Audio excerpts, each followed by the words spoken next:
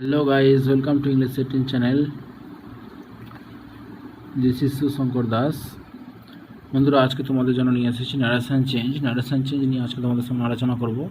এখানে কিছু assertive narration চেঞ্জের এক্সাম্পল দেওয়া রয়েছে তোমাদের সামনে। আমরা দেখাবো সেগুলোকে ডাইরেক্ট থেকে ইনডাইরেক্ট কনভার্ট করতে গেলে কীভাবে আমরা প্রয়োগ করতে কিছু পরিবর্তন করে আমরা কনভার্ট করতে পারি। তো বন্ধুরা প্রথমেই আমরা যে উদাহরণটা দেখতে পাচ্ছি সেই উদাহরণটা হচ্ছে the girl said my brother came here long ago. আমরা যে উদাহরণটা করছি সেটা হচ্ছে 35 নম্বর অর্থাৎ 35 নম্বরের গ্রামারটি। দ্য গার্ল সেড, মেয়েটি বলল, my brother came here long ago, আমার ভাই এখানে অনেক আগে এসেছিল। দ্য গার্ল সেড দ্যাট, গার্লটা গার্লই হবে, সেটা সেডই হবে, কমকের সঙ্গে দ্যাট হবে, মাই ব্রাদারটা হবে হার ব্রাদার।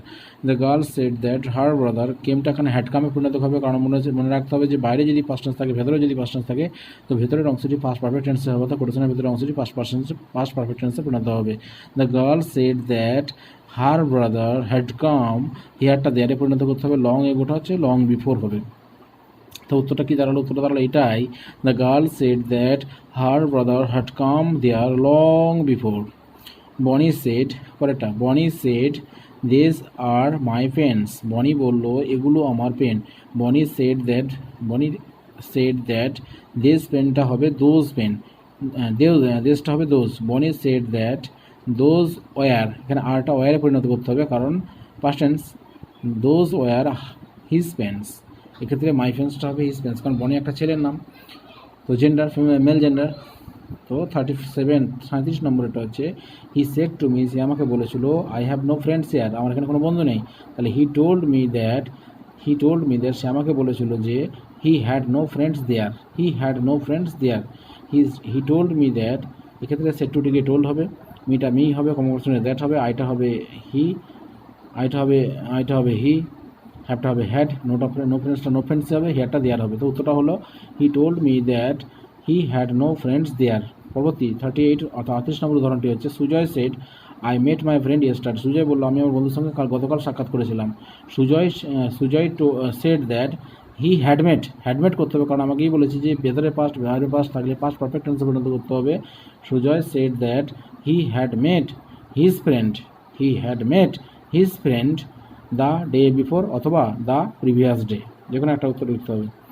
তো 29 নম্বরের গ্রামারটা কী হবে? দে সেড, তারা বললো, উই উইল প্লে নাও, আমরা এখন খেলবো। দে সেড, তারা বললো আমরা এখন খেলবো। দে সেড দ্যাট উইট, কমোক্রেশন ওটে গিয়ে দ্যাট হবে, অর্থাৎ দে সেড দ্যাট উইট হয়ে যাবে দে সেড দ্যাট দে, উইলের পাস্ট টেন্স হচ্ছে উড, তাহলে they said that they would প্লেটা প্লেই হবে, নাওটা দেন হয়ে যাবে।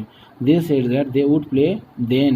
রুম্পা সেড, এরপরেরটা 40 নম্বর 40, Rumpa said I will go there alone, Rumpa said Rumpa said that, আইটা হয়ে যাবে সি, কারণ এখানে যেহেতু female gender. Rumpa said that she would go there alone, সে সেখানে যাবে একাই। Rumpa said that she would go there alone. 41 নম্বরের অর্থাৎ 41-এ রয়েছে দ্য ক্যাপ্টেন ইনফর্মড, তো ক্যাপ্টেন জানালো the tournament was postponed last month.